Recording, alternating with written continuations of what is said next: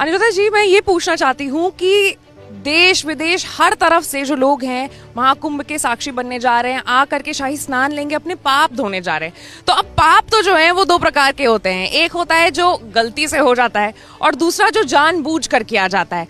तो क्या गंगा स्नान करने से ये दोनों तरीके के जो पाप हैं वो धुल जाते हैं? क्या महाकुंभ में नहाने से जो है पाप धुल जाएंगे? अनिरुद्धाचार्य महाराज जी से सवाल पूछा है एक पत्रकार ने और उसका जवाब अनिरुद्धाचार्य महाराज जी ने बहुत ही अच्छा दिया है। और उन लोगों के लिए ये जवाब है जो लोग ये कहते हैं गंगा स्नान से कुछ नहीं होता, गंगा स्नान करने से पाप नहीं धुलते, फलाना नहीं होता, मतलब सनातन धर्म पर जो टिप्पणियां करते हैं उन लोगों के लिए बहुत बढ़िया जवाब है, उनको सुनना चाहिए। सबसे पहले वीडियो सुनिए और उसके बाद मैं भी ऐसे लोगों को जवाब देना चाहूंगा, तो छोटा सा जो है जवाब मेरा भी सुनते जाना। अनिरुद्धा जी, मैं ये पूछना चाहती हूँ कि देश विदेश हर तरफ से जो लोग हैं महाकुंभ के साक्षी बनने जा रहे हैं, आ करके शाही स्नान लेंगे, अपने पाप धोने जा रहे हैं। तो अब पाप तो जो है वो दो प्रकार के होते हैं, एक होता है जो गलती से हो जाता है और दूसरा जो जानबूझ कर किया जाता है।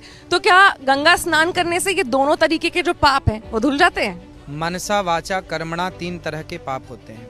या तो मन से पाप होते हैं, या वचन से पाप होते हैं, या कर्म से पाप होते हैं।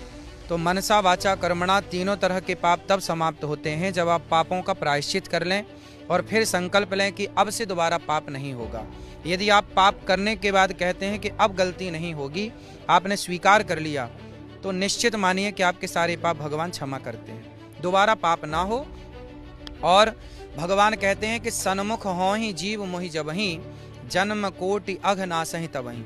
जब व्यक्ति भगवान के सन्मुख जाता है तो करोड़ों जन्मों के पाप, चाहे कितना भी बड़ा पापी हो, वह पाप समाप्त हो जाता है। अब यहाँ पर जो है बहुत सारे लोग इस चीज को बहुत बढ़ा चढ़ा करके और सनातन धर्म की बदनामी करने के लिए इस्तेमाल करते हैं इन बातों को। कहते हैं कि भाई गंगा स्नान से जो है कुछ नहीं होता, पाप नहीं धुलते, ये सब अंधविश्वास है, पाखंडवाद है।